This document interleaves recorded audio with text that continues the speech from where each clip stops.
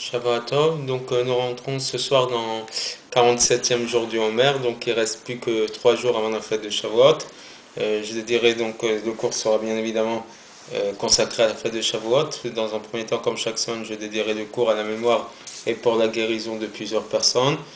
5 personnes qui nous ont quittés. Le premier c'est Aaron Ben Moshe, oncle et frère d'amis de ma communauté d'Aubervilliers. Donc ils termineront les Shiva juste avant la fête de Shavuot. La deuxième personne c'est Yosef Ben Shelomo, une personne que j'ai eu l'occasion d'enterrer cette semaine.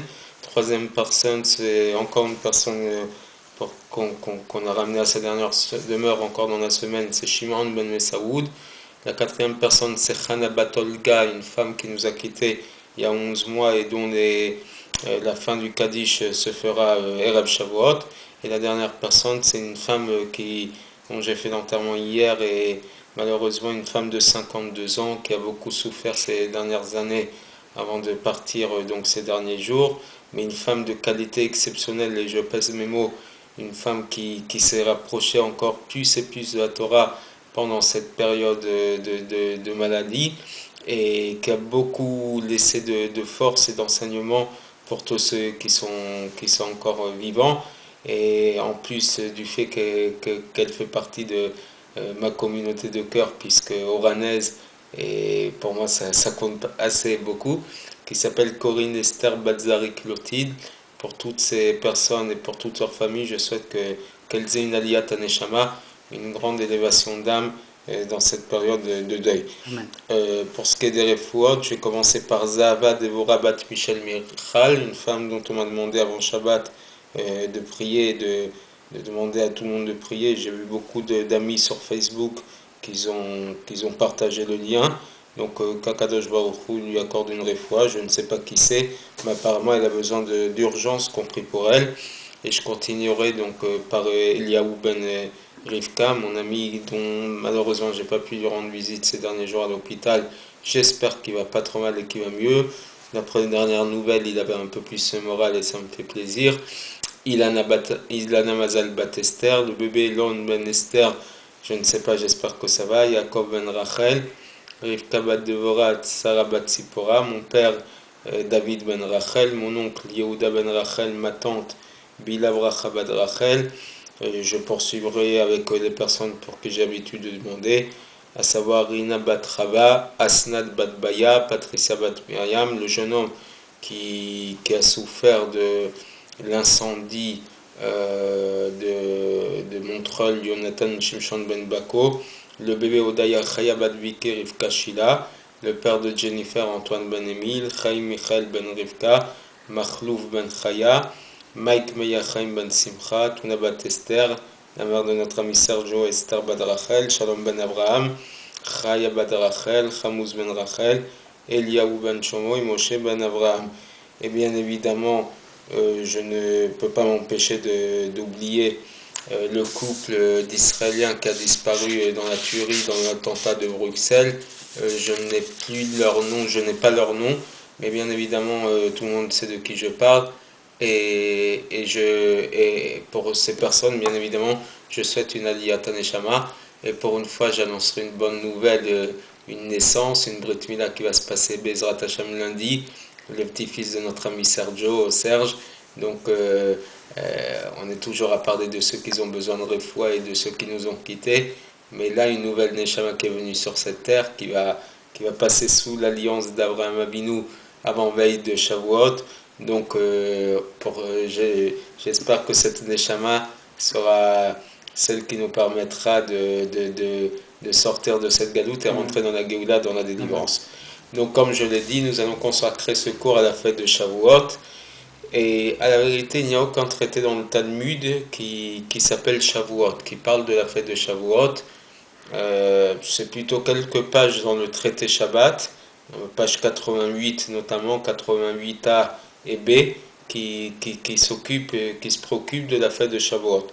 Et voici ce que la Gemara raconte, donc Shabbat Pechet Bet 88b, par rapport au dialogue que Moshe Rabbeinu a engagé avec les malachim, avec les anges, au moment de recevoir la Torah.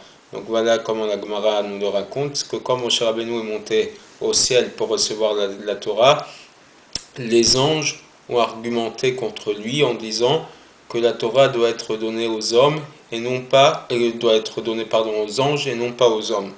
Et donc Moshe Rabbeinu a commencé à trembler lorsqu'il a entendu cet argument, et c'est Akadosh Baruch Hu lui-même qui a enseigné et qui a ordonné à Moshe de leur donner une réponse.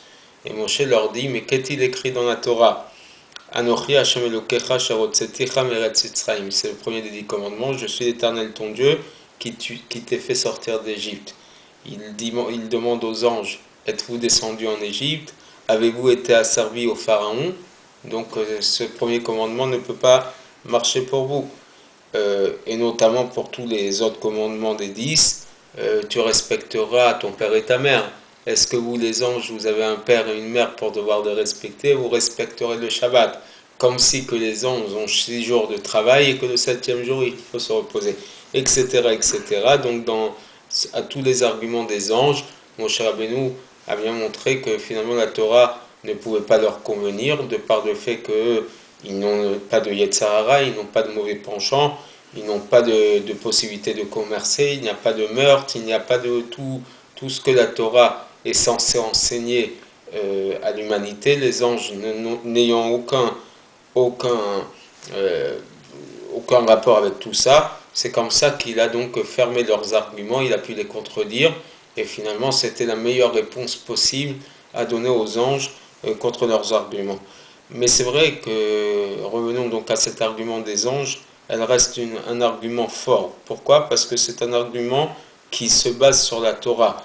Il y a une halakha qui s'appelle l'halakha de Bar Metzra. Bar Metzra, c'est celui qui a une possibilité de créer une limite. C'est-à-dire, comme rapporté dans le Talmud, un homme qui veut vendre son champ, il doit donner normalement la priorité au propriétaire du champ adjacent.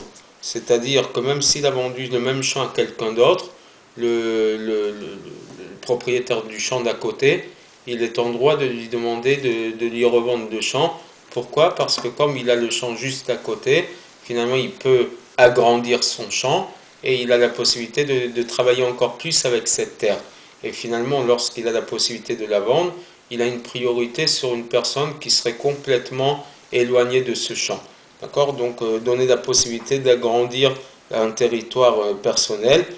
Et c'était donc ça l'argument des anges. Ils disent qu'ils sont les voisins de la Torah, puisqu'ils sont en haut et qu'Akadosh Baruch Hu donne la Torah à partir d'en haut. Donc le territoire le plus proche de la Torah reste le territoire des malachim, des anges, et donc c'est pour ça qu'ils peuvent la recevoir en priorité sur les hommes qui ne sont qu'en bas.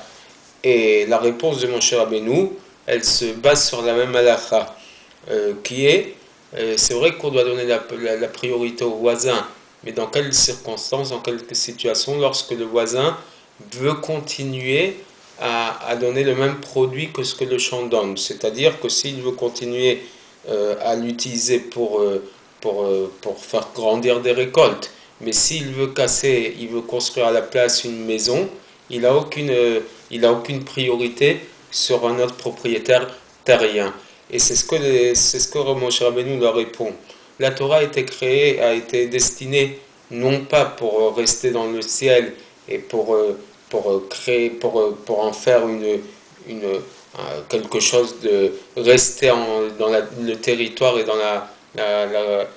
sous la responsabilité des anges. La Torah a été destinée pour créer une maison pour Akadosh Baruch Hu.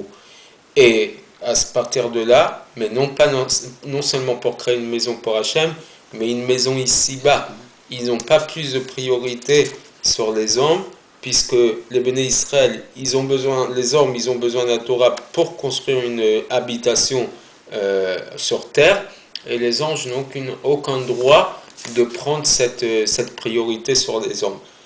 Les anges peuvent continuer à argumenter qu'eux aussi ils veulent donner une habitation pour Akadosh Baruch Hu, ou ça, dans les mondes supérieurs. Mais ça reste créer une maison pour Hachem. Et c'est pour ça qu'ils auraient le mérite de recevoir la Torah. À cela, Moshe Rabbeinu leur répond que la maison pour Akadosh Baruch Hu ne peut pas se faire dans les mondes supérieurs, mais précisément dans ce monde ici-bas. La maison pour Akadosh Baruch Hu, on peut la faire que dans ce monde, dans un endroit où il y a une certaine rivalité avec l'Égypte, avec donc les limites de ce monde, et face au Yetzirah. Dans un endroit où il y a une vitalité, une vie de commerce, d'échange, quand on apporte la sainteté divine dans ce monde bas précisément, c'est comme ça qu'on fait une maison pour Akadosh Baruch Hu. Garder une maison pour Dieu dans les mondes supérieurs, ça serait trop facile. Il n'y a aucune, de toute façon, ça lui appartient. Donc créer une continuité de maison, dans un temple qui est déjà intégralement consacré à Kadosh Baruch Hu, c'est pas le plus important, c'est pas le plus intéressant, c'est pas ce qui intéresse à Kadosh Baruch Hu. C'est que dans un endroit, dans ce monde où justement la rivalité est très importante, c'est là qu'on peut permettre de créer cette maison pour Dieu. Et la raison, c'est que les mondes supérieurs ne sont qu'une lueur de la lumière de Dieu. Alors qu'ici, dans ce monde inférieur, dans cette création matérielle, se cache la force infinie d'Akadosh Baruch Hu dans sa plus grande réalité, dans sa plus grande gloire. Cette force se dévoile et s'exprime précisément quand le juif s'oppose au Yetzirah et il combat toutes les difficultés de ce monde. Et à ce moment-là, c'est ce monde matériel qui devient une habitation pour Dieu. Et c'est ça que Moshe leur dit avec cet argument, avez-vous un père et une mère? Le père et la mère symbolisent et représentent la force de la naissance, création d'une nouvelle identité, d'une nouvelle réalité. Cette force-là vient d'Akadosh Baruch Hu plus loin, lui-même, puisqu'il a la possibilité de créer Yesh Ma'in, à partir du néant. D'accord? Et d'ailleurs, lorsque, entre parenthèses, on sait très bien que trois associés s'associent pour donner naissance à un enfant, c'est le père, la mère et Akadosh Baruch Hu. Donc cette renaissance, cette naissance et renaissance ex nihilo, à partir du néant, se cache dans ce monde matériel. Et lorsque les Juifs se préoccupent de la Torah et des mitzvot, ils donnent naissance et créent de ce monde-là une habitation pour Akadosh Baruch Hu. Et d'ailleurs, dans le même endroit, 88a, on nous ramène ce sujet, on fait ressortir la force du chiffre 3 qui est représenté par le mois de Sivan, puisqu'on nous dit que Akadosh Baruch Hu a donné une triple lumière, qui est la lumière de Torah, Nevim et Ktuvim, la Torah écrite, donc les prophètes et les Ktuvim, excusez-moi, mais l'Am Tlitaï, pardon, dans un peuple composé de trois groupes, Kohanim, Léviim, Israël, à partir du troisième, donc Moshe Rabbeinu qui est sorti le troisième de Yocheved, puisqu'il suit sa sœur Myriam, son frère Aaron, dans le troisième jour, non pas le 3 Sivan, mais le troisième jour après qu'Akadosh Baruch Hu a demandé aux hommes de se séparer de leurs femmes pour recevoir la Torah, dans le troisième mois. Et ce chiffre 3 donc, symbolise aussi cette idée de rivalité. Le chiffre 1, c'est le mois de Nissan où Akadosh Baruch Hu était tout seul et il s'est révélé de sa manière la plus parfaite. Le mois de Diyar, qui est le deuxième mois, c'est le mois où justement la rivalité s'est construite. Et c'est pour ça que dans le mois d'Iyar, nous comptons nos mères pendant tous les mois d'Iyar, justement pour élever notre âme animale, pour réparer et pour lui donner une certaine lumière. Et finalement, après ces deux mois-là, vient le troisième mois. Nous avons eu d'abord Akadosh Baruch Hu tout seul, nous avons eu la création et la naissance du Yetzirah, celui qui s'oppose à Akadosh Baruch Hu, et Yavo Ashlishi U'achia Benem. Et c'est le troisième qui vient et qui va trancher. Comment tranche-t-on? À travers le don de la Torah.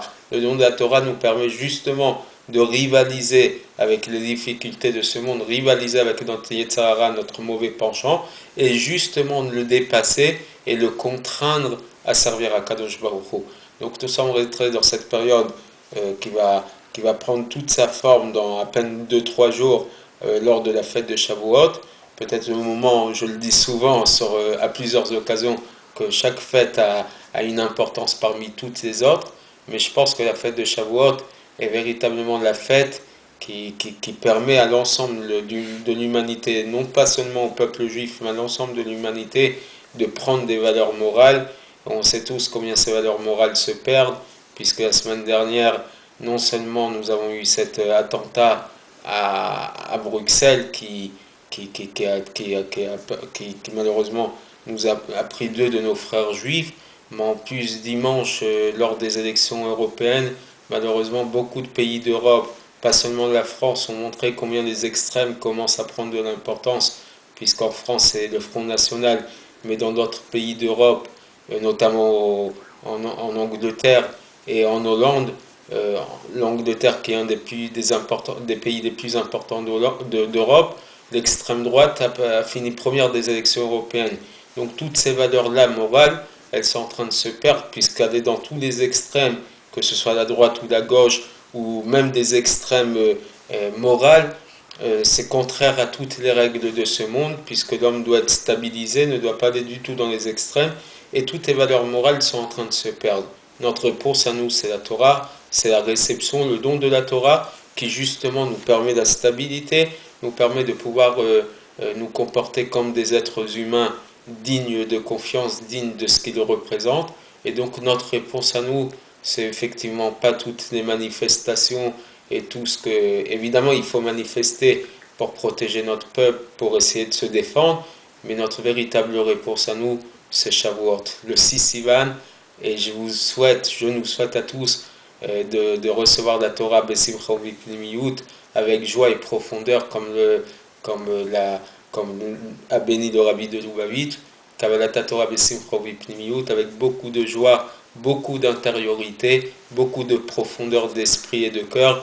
Et Bezrat Hashem, nous nous retrouverons à fêter cette fête, j'espère bien, dans le troisième Betamikdash, dans le troisième temple reconstruit par Mashiach, et toujours dans la joie. Shavuot Tov, et dans quelques minutes pour l'histoire de la semaine.